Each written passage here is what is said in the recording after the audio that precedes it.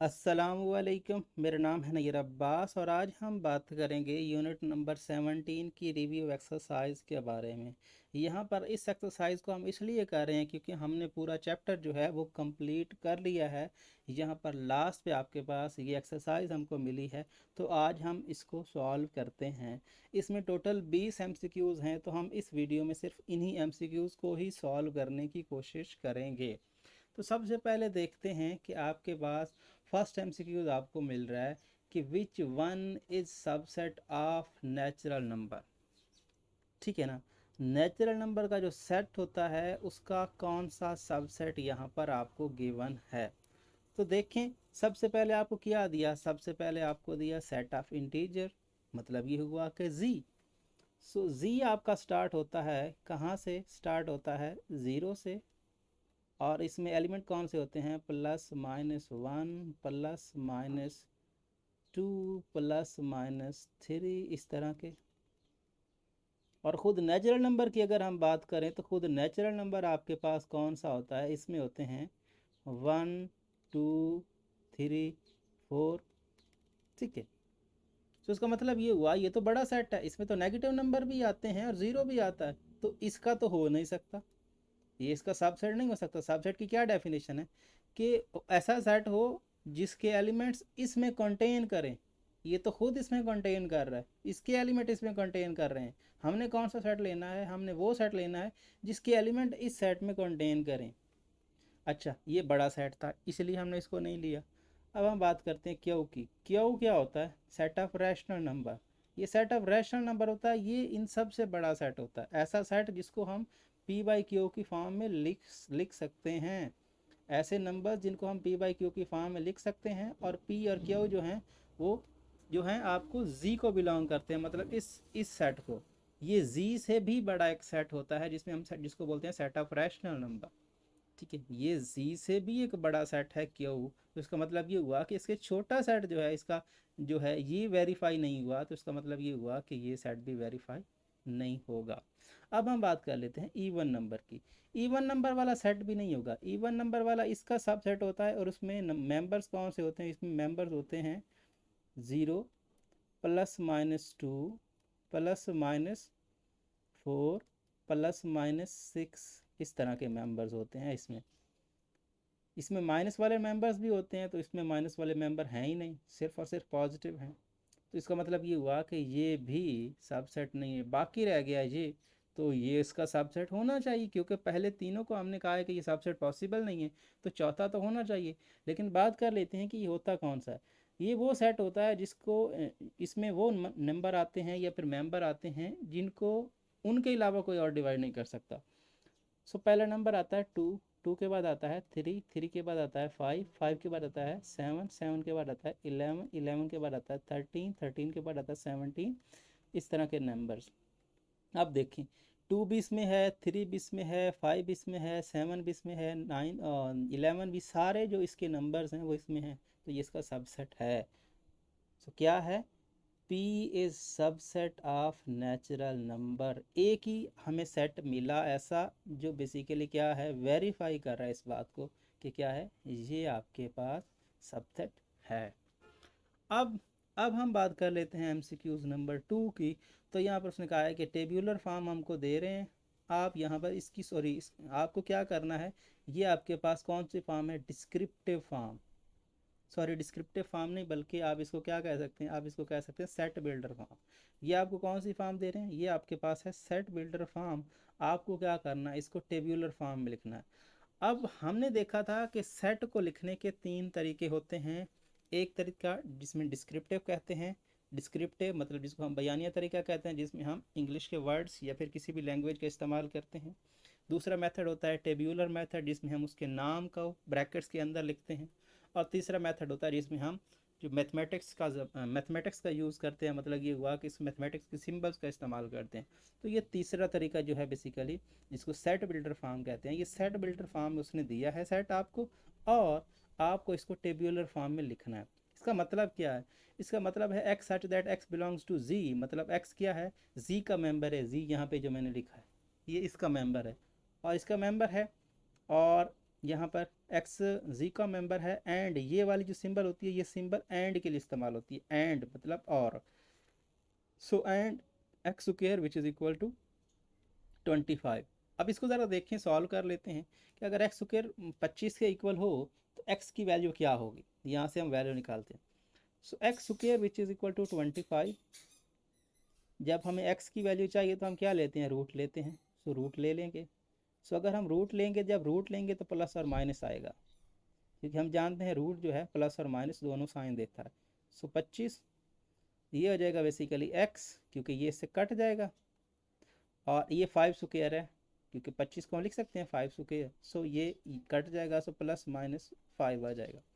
Plus और minus, plus और minus 5 दोनों जो हैं ये दोनों आपके सेट ऑफ इंटीजर में होते हैं, राइट।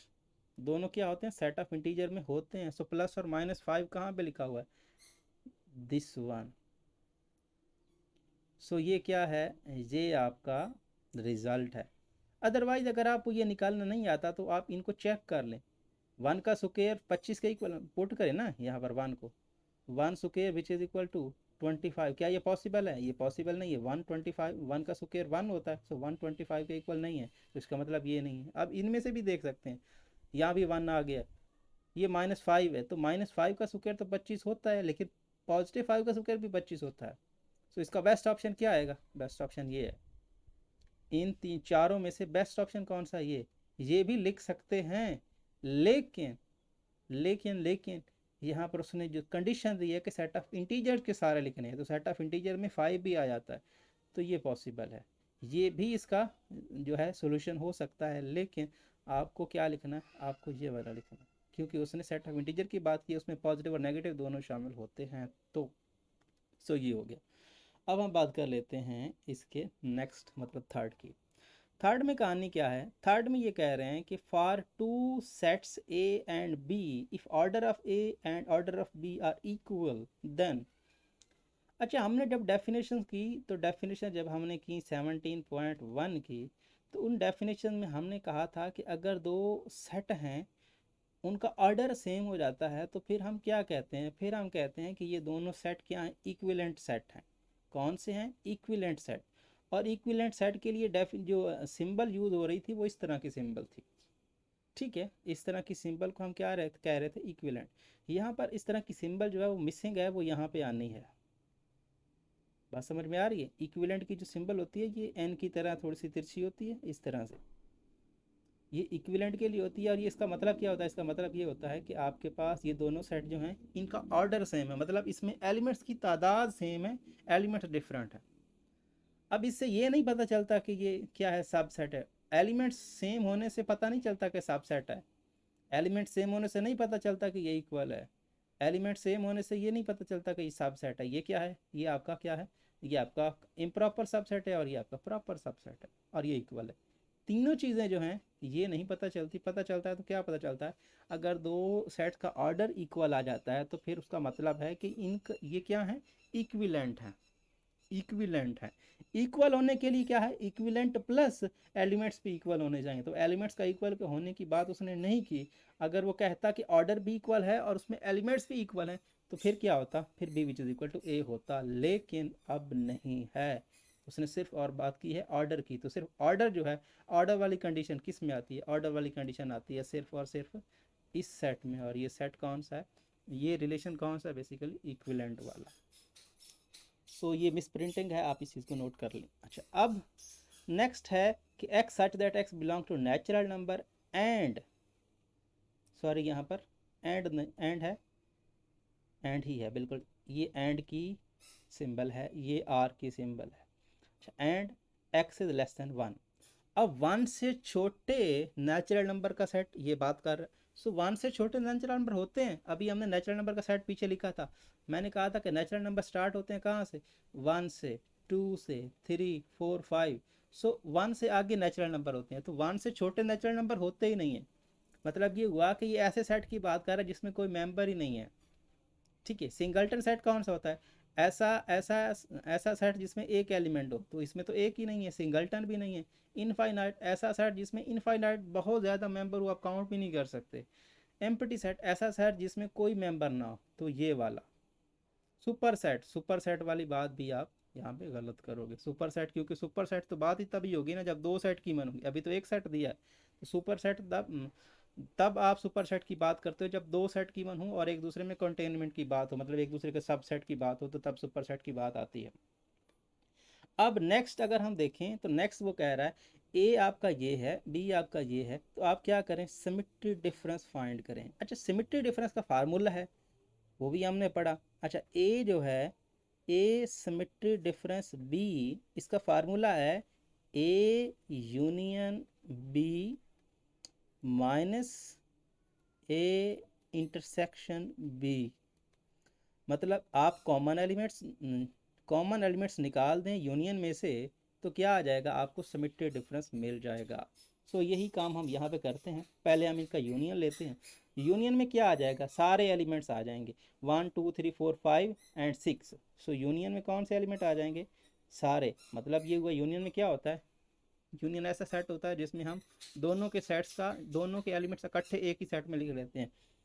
सो 1 2 3 4 और 6,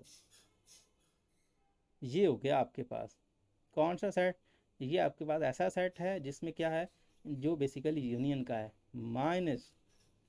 अब हम क्या करते हैं, कॉमन एलिमेंट्स। इनमें कॉमन एलिमेंट कौन सा है, एक तो 2 है और दूसरा 4 है। क्या है, 2 है और 4 है। सो 2 4। अब इसमें से ये एलिमेंट हटा देते हैं, बाकी जो बच जाएंगे वो सेट, 1 नहीं हटेगा रह जाएगा, 2 हट जाएगा, 3 नहीं हटेगा और 4 हट जाएगा, 6 आ जाएगा। ये वाला सेट सिमेट्री डिफरेंस का रिजल्ट है। तो ये कौन सा है, 1 3 और 6, इसका रिजल्ट आता है दिस वन, डी ऑप्शन। बात समझ में आ रही है, सिमेट्री डिफरेंस का ये रिजल्ट आता है, क्वेश्चन नंबर 5 का ये रिजल्ट है। यहाँ पर हमने इसको कैलकुलेट किया है। लेकिन अगर हम बात करें यहाँ पर, इसमें जो बुक में आंसर दिया है वो आंसर दिया है बी, लेकिन ये क्या है, ये गलत है। ये क्या है, ये दुरुस्त नहीं है, ये मिस्टेक है। सो ये आपका जो दुरुस्त आंसर है वो यही है, सिमेट्री डिफरेंस का। क्योंकि उसने सिमेट्री डिफरेंस का फार्मूला दिया तो हमने सिमेट्री डिफरेंस निकाला है, तो यही आता है 1 3 और 6। सो ये आपका रिजल्ट है। अब नेक्स्ट की बात कर लेते हैं। नेक्स्ट में आपके पास वो कह रहा है कि which operation is not commutative. Commutative मतलब क्या होता है कि अगर आप उसकी प्लेस को चेंज कर दें तो उसे फ़र्क ना पड़े। मतलब ये हुआ कि आप क्या करें, यहाँ पर लेट्स से सिमेट्री डिफरेंस, अभी हम सिमेट्री डिफरेंस की बात करें, अगर हम सिमेट्री डिफरेंस ए और बी का लें या फिर बी और ए का लें तो सेम आए। यूनियन की बात कर रहा है तो it mean that A union B करें और बी यूनियन ए करें, रिजल्ट सेम आए। डिफरेंस की बात कर रहा है, वो ये कह रहा है कि ए माइनस बी करें या फिर बी माइनस ए करें, सेम आए। और फिर वो बात कर रहा है इंटरसेक्शन की। इंटरसेक्शन होता है A union, sorry, A intersection B, उलट यू करेंगे, intersection B which is equal to B intersection A. Symmetry difference का फार्मूला क्या होता है, हमने अभी पढ़ा है। यहाँ पर क्या था वो यहाँ पर हम लिख लेते हैं, ये था A union B minus A intersection B. अब अगर गौर करें तो यहाँ पर आपको देखने से पता चल रहा होगा कि ये तीनों जो है ना बेसिकली ये सेम चीज़ें हैं, ठीक है ना। देख लें यहाँ से, अगर ये कम्यूटेटिव नहीं है तो फिर ये भी नहीं है, और अगर ये कम्यूटेटिव नहीं है तो फिर ये भी नहीं है। तो इसका मतलब ये हुआ कि ये तीनों आपस में क्या कर रहे हैं, इंटरलिंक कर रहे हैं। इसमें डिफरेंस कौन सा है, दिस वन। ये जो होता है ये कम्यूटेटिव नहीं होता। ये प्रॉपर्टीज जब हमने पढ़ी थी कि सेट में यूनियन की, इंटरसेक्शन की और सिमेट्री डिफरेंस की और बाकी की, तो वहाँ पर हमने बात की थी कि जो आपका डिफरेंस होता है ना, ये कम्यूट नहीं करता। ए माइनस बी का रिजल्ट और आता है, बी माइनस ए का रिजल्ट और आता है। सिमेट्री डिफरेंस ये आपके पास जो है यूनियन या इंटरसेक्शन, ये कम्यूट करते हैं, इनमें कोई फ़र्क नहीं पड़ता, इन दोनों का रिजल्ट सेम आता है। लेकिन ये आपके पास जो है जो डिफरेंस का सेट होता है, ये आपको रिज़ल्ट जो है वो क्या करता है, रिज़ल्ट आपको सेम नहीं देता। यहाँ पर आपको मैं दो सेट लेके दिखा देता हूँ। लेट से एक आप सेट ले लें 1 2 3, और दूसरा सेट ले लें आप यहाँ पर कौन सा, b which is equal to 1 और यहाँ पे 2 और 4। ठीक है, ये ले लिया हमने लेट से 1 2 और 4। अब a माइनस बी लेते हैं, तो a माइनस बी का मतलब है a के वो मेंबर जो a के मेंबर b में से निकाल दो। 1 निकाल देंगे, 2 निकाल देंगे, 3 नहीं निकलेगा क्योंकि 3 उसमें नहीं है, सो 3 आ गया। b माइनस a की बात करते हैं, तो b माइनस a की बात करेंगे तो क्या आएगा, 1 में से 1 निकालेंगे, 2 निकालेंगे, इसका रिजल्ट क्या आ जाएगा, 4 आ जाएगा। अब 3 जो है वो 4 के इक्वल तो नहीं है, डज नॉट इक्वल टू 3। अब यूनियन लेके देख सकते हैं, इनका यूनियन क्या आएगा, ए यूनियन बी जो है, ए यूनियन बी की बात करें या फिर बी यूनियन ए की बात करें, दोनों का सेम आएगा, इंटरसेक्शन भी सेम आएगा, सिमेट्रिक डिफरेंस भी सेम आएगा। लेकिन जो आपका सिंपल डिफरेंस है ये चेंज आता है, ए माइनस बी का 3 आता है, बी माइनस ए का 4 आता है। ठीक है, सो समिट जो आपका सिंपल डिफरेंस है ये क्या करता है, ये आपके साथ ये कम्यूट नहीं करता, तो बाकी सारे कम्यूट करते हैं। सो ये वाला कम्यूट नहीं करता। अब कहीं पे और से भी आपसे पूछा जा सकता है कि क्या ये कम्यूट करता है, तो आपको याद होना चाहिए ये तीनों कम्यूट करते हैं, ये कम्यूट नहीं करता। अच्छा, अब नेक्स्ट वो क्वेश्चन नंबर 6 आपको मिल रहा है कि X such that X belongs to P. ये देखें, पहले इस तरह की अलामत आपको मिल रही थी, उसको कहते थे एंड। ये जो अलामत है इसको कहते हैं आर। और एंड और आर का फ़र्क क्या है, जहाँ एंड आ जाए वहाँ क्या लगाते हैं, वहाँ लगाते हैं इंटरसेक्शन। और जहाँ पे आ जाए आर, जहाँ पे आ जाए आर वहाँ लगाते हैं यूनियन। बात समझ में आ रही है, जहाँ पे एंड आ जाए वहाँ पे क्या लगाते हैं, इंटरसेक्शन, और जहाँ पे आर आ जाए वहाँ पे क्या लगाते हैं, यूनियन। क्योंकि यूनियन में हमने दोनों के एलिमेंट्स लेने होते हैं, या एक में हो या दूसरे में हो तो काम चल जाता है। लेकिन इंटरसेक्शन में क्या होता है, दोनों में हूँ तब जाके हम उसमें लेते हैं। तो it mean that x P में है या फिर क्यू में है, तो इसका मतलब ये हुआ किसके यूनियन में है। इसका मतलब क्या है, इसका मतलब है यूनियन की डेफिनेशन आर आ रहा है। अगर ये ही अलामत इस तरह होती तो फिर हम इंटरसेक्शन को क्लिक करते, इंटरसेक्शन हमारा आंसर होता। सो डेफिनेशन किसकी है, यूनियन की। अब हम देखते हैं कि अगर x u में है, अब एंड है, x u में है and x does not belongs to a intersection b। a intersection b में नहीं है लेकिन u में है, ये डेफिनेशन किसकी है, ये डेफिनेशन है कंप्लीमेंट की। क्योंकि हम जानते हैं कंप्लीमेंट में क्या होता है, ऐसे यू के मेंबर जो यू के मेंबर बेसिकली क्या होता है, यू के मेंबर किसी सेट में से जो सेट यहाँ आएगा उसी का कंप्लीमेंट होगा। अगर यहाँ पर x does not belong to A लिखा होता तो इसका मतलब ये होगा ए कंप्लीमेंट का रिजल्ट है। क्योंकि ए कंप्लीमेंट की डेफिनेशन यही थी कि x belongs to U and x does not belong to A. अगर यहाँ b होता तो b कंप्लीमेंट होता, यहाँ c होता तो c कंप्लीमेंट है। तो यहाँ पर आपके पास जो सेट मिल रहा है कौन सा, ए इंटरसेक्शन b वाला सेट मिल रहा है, इसका मतलब ये हुआ कि ये डेफिनेशन किसकी होगी, कंप्लीमेंट की। सो ये कंप्लीमेंट की डेफिनेशन, और कंप्लीमेंट कहाँ पे खड़ा, ये ए इंटरसेक्शन b है, ये नहीं है। सो ए यूनियन बी का कंप्लीमेंट है, ये भी नहीं है, ए इंटरसेक्शन बी का कंप्लीमेंट। So this one. ठीक है, सो ये आपके पास क्या आ गया, ए इंटरसेक्शन बी का कंप्लीमेंट। सो इसका रिजल्ट आता है आपके पास ये सिंपल डेफिनेशन है। ये डेफिनेशन हमने पीछे की हैं जब हम इनकी थ्योरी करते थे एक्सरसाइजेज के साथ साथ। अगर आपने वो वीडियो देखी तो आपके लिए मुश्किल नहीं होगा, लेकिन आप इसी को यहाँ से आइडिया लगा सकते हैं। अच्छा देखें, सबसे पहले है for any two non empty set A और B, A union B which is equal to U. ये डेफिनेशन किसकी थी, ये थी एग्जॉस्टिव की,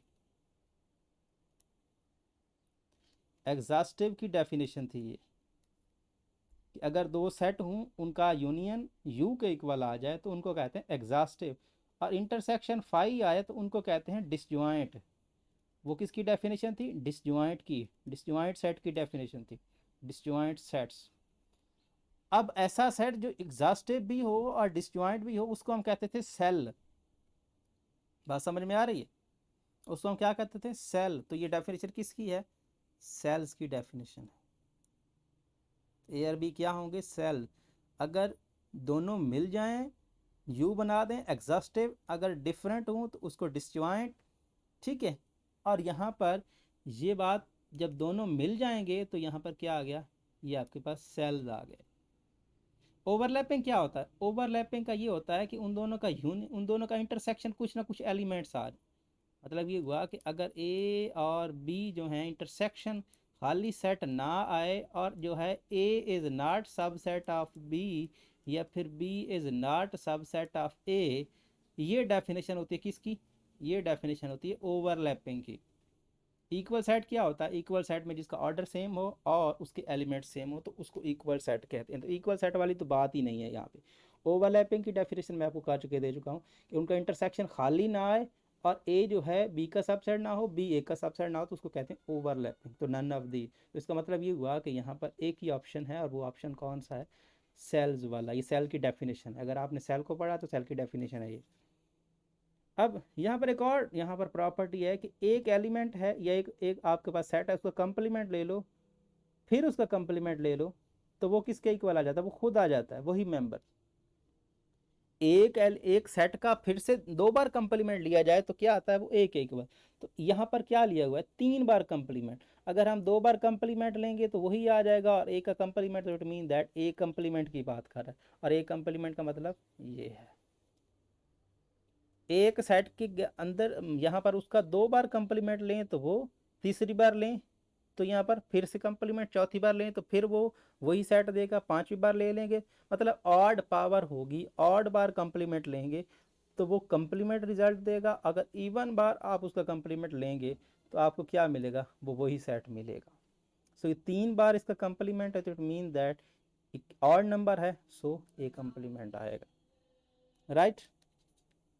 अब हम बात कर लेते हैं, ये यहाँ पर उसने क्या कहा कि A is superset of B. ये सुपर सेट के लिए नॉर्मली यूज़ किया जाता है। सुपर सेट का मतलब क्या होता है कि यहाँ पर जो ए है ये इसका बड़ा सेट है, बी इसमें कंटेन कर रहा है। और इनका यूनियन क्या होता है? यूनियन जो होगा, अब ये बात भी हम काफ़ी बार कर चुके हैं। अगर बात कंटेनमेंट या सुपर सेट या सबसेट की आती है तो सबसेट या सुपर सेट की बात आती है तो यूनियन में हम बड़ा सेट लेते हैं, इंटरसेक्शन में हम छोटा सेट लेते हैं। तो यहाँ पर ए जो है वो बड़ा सेट है, बी छोटा सेट है, तो यूनियन ले रहे हैं तो बड़े का रिजल्ट आएगा, दिस वन। अगर यही बात वो हमसे इंटरसेक्शन की करता, ए इंटरसेक्शन बी, तो हम क्या कहते? हम फिर छोटा सेट करते। तो छोटा सेट कौन सा है? बी। तो उसका रिजल्ट आता बी। अगर यूनियन की बात करें तो ए बड़ा सेट, और इंटरसेक्शन की बात करें तो छोटा सेट आता है। अब हम बात कर लेते हैं अपने नेक्स्ट पार्ट की। तो यहाँ पर कह रहा है कि इन वेन डायग्राम, यहाँ पर Venn diagram is use to represent universal set. आपका जो यूनिवर्सल सेट होता है वेन डायग्राम में, वो किससे शो किया जाता है? तो वेन डायग्राम के जब हम क्वेश्चन कर रहे थे तो हमने कहा था कि ये जब भी बात यूनिवर्सल सेट की होगी तो यूनिवर्सल सेट में जो यूनिवर्सल सेट होता है उसको हम रेक्टेंगल से शो करते हैं, और जो उसके अंदर सेट होते हैं उनको हम सर्कल से शो करते हैं। ठीक है, उसको किससे शो करते हैं? सर्कल से। लेकिन हम हमसे क्या पूछा जा रहा है? हमसे पूछा जा रहा है आपको क्या करना है? आपको बताना है यहाँ पर किसके बारे में? Universal set. तो यूनिवर्सल सेट को किसके? रेक्टेंगल से। और उसके अंदर जो सब सेट होते हैं यूनिवर्सल सेट के उनको सर्कल से शो किया जाता है। अगर हमसे ये पूछ लिया जाता कि आप वेन डायग्राम में बताएं कि जो उसके सब सेट होते हैं, सब सेट्स को किससे शो किया जाता है, तो उसके लिए हम कहते हैं कि सर्कल से उनको शो किया जाता है। अच्छा, अब आ गया नेक्स्ट के दो ऑर्डर पेयर्स को उसने इक्वल कर दिया और कहा कि आप x प्लस वाई की वैल्यू मुझे निकाल के दें। तो दो ऑर्डर पेयर के इक्वल होने का मतलब क्या होता है? फर्स्ट कंपोनेंट फर्स्ट के इक्वल, सेकंड कंपोनेंट सेकंड के इक्वल। तो इसका मतलब ये हुआ कि x which is equal to 2 and 6 which is equal to y minus 6। दो ऑर्डर पेयर के इक्वल होने का मतलब पहला कंपोनेंट पहले के बराबर, दूसरा दूसरे के बराबर, तो x 2 के बराबर और 6 जो है वो इसके बराबर। तो x की वैल्यू तो 2 हो गई, ये तो हमें डायरेक्ट मिल जाएगी, और यहाँ से हम निकालें तो ये हो जाएगा basically y which is equal to 12। Minus का 6 उधर जाएगा तो 6 + 6 which is equal to 12। So x आपका क्या है 2, y आपका क्या है 12, तो x + y क्या आएगा 2 + 12 विच इज इक्वल टू 14। 14 कहाँ पे खड़ा है दिस वन। सो ये आपका रिजल्ट है। ठीक है, ये क्या है आपका रिजल्ट है। कैसे निकाला है, दो ऑर्डर पेयर दिए हैं, इक्वल दिया है। सो फर्स्ट फर्स्ट के साथ सेकंड सेकंड के साथ करके सॉल्व किया। अच्छा, अब वो कह रहा है कि order of A cross B जो है वो 100 है, ऑर्डर ऑफ बी आपका ये है, ऑर्डर ऑफ ए का फाइंड करें। इसका फार्मूला होता है, ये तो बेसिकली लास्ट एक्सरसाइज के दोनों क्वेश्चन आ गए हैं। ये 17.5 से रिलेट करने वाले हैं ये दोनों क्वेश्चन। इसका फार्मूला क्या होता है, order of A cross order of B जो होता है, सॉरी ये किसके इक्वल होता है, ये होता है ऑर्डर ऑफ ए और ऑर्डर ऑफ बी का प्रोडक्ट। सो ऑर्डर ऑफ ए का पता है यहाँ पर, सॉरी ऑर्डर ऑफ बी का पता है, order of A cross B का भी पता है। इसका पता है ये 100 आएगा, इसका पता है ये 5 है, और इसका पता नहीं है, सॉरी यहाँ पर ऑर्डर ऑफ ए का नहीं पता, ऑर्डर ऑफ बी का पता। सो ऑर्डर ऑफ ए जो है और ऑर्डर ऑफ बी का तो पता है कितना 5। सो 5 को डिवाइड कर देंगे इस पे। So 100 divides 5 which is equal to order of A, और ये कितना आता है 20। सो 20 आ गया। सो इट मीन दैट इसका रिज़ल्ट क्या है 20। सो 20 इसका रिज़ल्ट आएगा। अब हम बात कर लेते हैं नेक्स्ट की। तो नेक्स्ट में कहानी क्या है, नेक्स्ट में आपसे पूछ रहे हैं कि ए फंक्शन इज कॉल्ड सरजेक्टिव। सरजेक्टिव का दूसरा नाम होता है ऑन टू फंक्शन। सरजेक्टिव का दूसरा नाम क्या है ऑन टू फंक्शन। और ऑन टू फंक्शन की कंडीशन क्या होती है कि अगर उसकी जो है कोडोमेन इक्वल आ जाए रेंज के, तो हम क्या कहते हैं, ये फंक्शन क्या है, ये आपके पास जो फंक्शन है ये फंक्शन ऑन टू है या सरजेक्टिव है। तो इक्वल टू कहाँ लिखा हुआ है, ये लिखा हुआ है। अब बात कर रहा है इनटू फंक्शन की। इनटू की क्या होती है, इनटू की कि आपके पास जो रेंज होती है वो सबसेट बने, सिंपल प्रॉपर सबसेट बने कोडोमेन का। क्या बने, कोडोमेन का प्रॉपर सबसेट बने।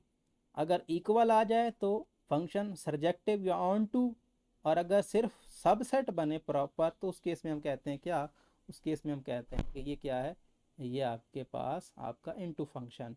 सो प्रॉपर सबसेट तो मतलब बी वाला। सो इस तरह से आपका ये क्वेश्चन जो है वो सॉल्व होता है। अब हम बात कर लेते हैं नेक्स्ट की। ये यही क्वेश्चन थे, ठीक है ना, ये हाँ ये क्वेश्चन। अब ये बात कर रहा है आपको which one is function.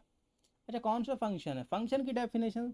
Function हमने कहा था कि एक रिलेशन है, उस पर दो कंडीशंस हैं। कौन सी, कि फर्स्ट एलिमेंट जो होता है, ये ऑर्डर पेयर होता है, इसको ऑर्डर पेयर बोलते हैं। इसमें जो फर्स्ट एलिमेंट है वो यूनिक एक ही बार आना चाहिए, क्या है वन टाइम्स आना चाहिए, वन टाइम्स, वन टाइम आना चाहिए पूरे रिलेशन में।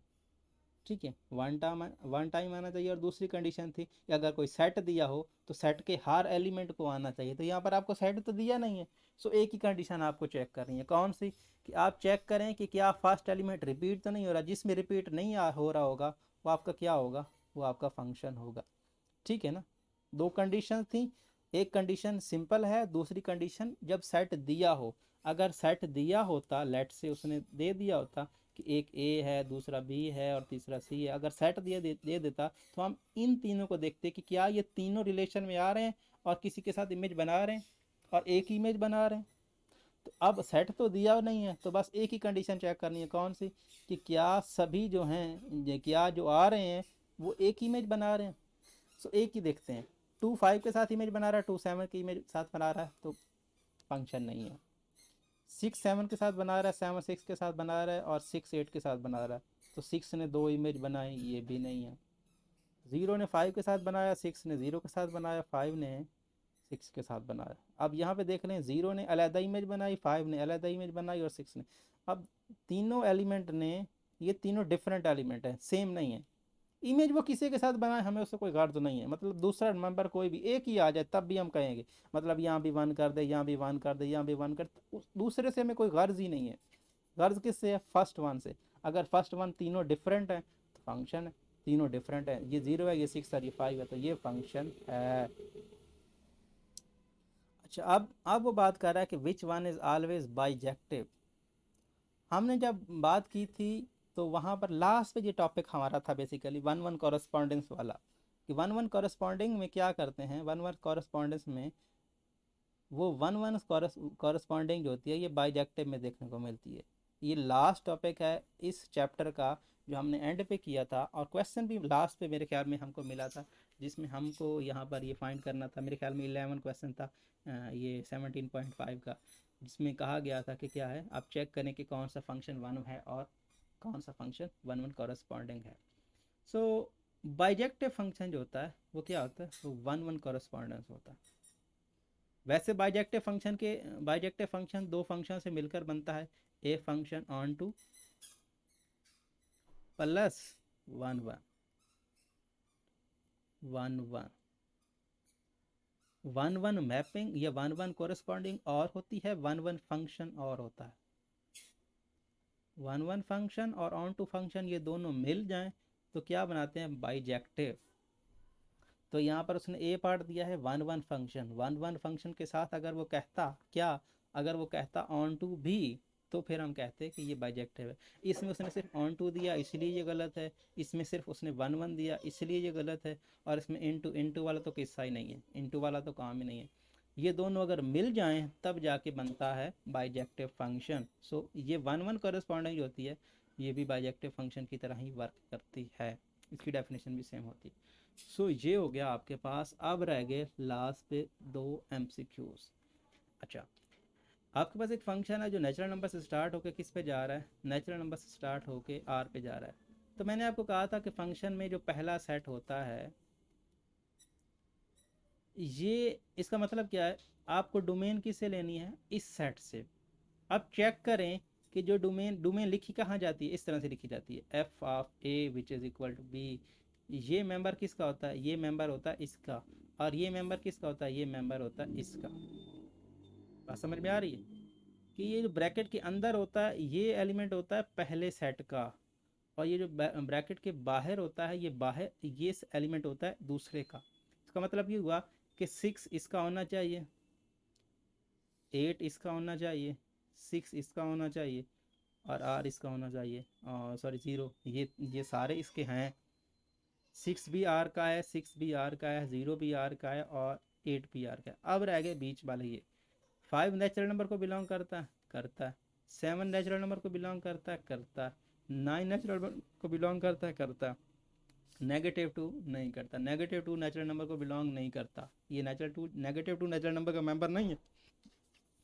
तो इसके लिए क्या आ जाएगा, इसके लिए आ जाएगा आपके पास यहाँ पर सी ऑप्शन। अब हम बात कर लेते हैं विच वन इज कम्यूटेटिव। ये बात हमने पहले भी की है कि कौन सा कम्यूट करता है। हमने कहा है कि जो है यूनियन भी कम्यूट करता है, इंटरसेक्शन भी कम्यूट करता है, और सिमेट्री डिफरेंस भी कम्यूट करता है, राइट। तो हमें ये तो पता चल गया कि कौन सा कम्यूट करता है, तो यहाँ पर हमें यही आंसर मिल गया। हमने कहा ना यूनियन कम्यूट करता है, तो ये यूनियन उसने कहा है तो यूनियन कम्यूट करता है। ये लो, ये हो गया। वहाँ पे हमने चेक किया था ना, यूनियन को भी, इंटरसेक्शन को भी, और सिमेट्री डिफरेंस को, तीनों ने कम्यूट किया था। तो ये यूनियन उसमें आ गया तो कम्यूट कर गया, ये बाकी को चेक करने की ज़रूरत नहीं। डिफरेंस को हमने क्या वहाँ पे क्या चेक किया था कि कम्यूट नहीं करता, डिफरेंस भी कम्यूट नहीं करता, और कार्टेशियन प्रोडक्ट ये जो ए क्रॉस बी होता है ये भी कम्यूट नहीं करता। इसका मतलब ये हुआ। तो इस तरह से आपका ये जो चैप्टर है, चैप्टर नंबर 1 समझ लें, या चैप्टर नंबर 17 समझ लें, या फिर यूनिट नंबर 17 समझ लें, आज एंड हुआ। तो अब अगर यहाँ पर आप कौन सा चैप्टर जो है वो स्टार्ट किया जाए, आप यहाँ पर नीचे कमेंट सेक्शन में बता दें, वही चैप्टर हम स्टार्ट करने की कोशिश करेंगे। उम्मीद करता हूँ ये वीडियो आपको पसंद आएगा। अगर आपको ये वीडियो पसंद आता है तो वीडियो को अपने दोस्तों के साथ, क्लास फेलो के साथ ज़रूर शेयर करें। Thanks for watching. अल्लाह हाफिज़।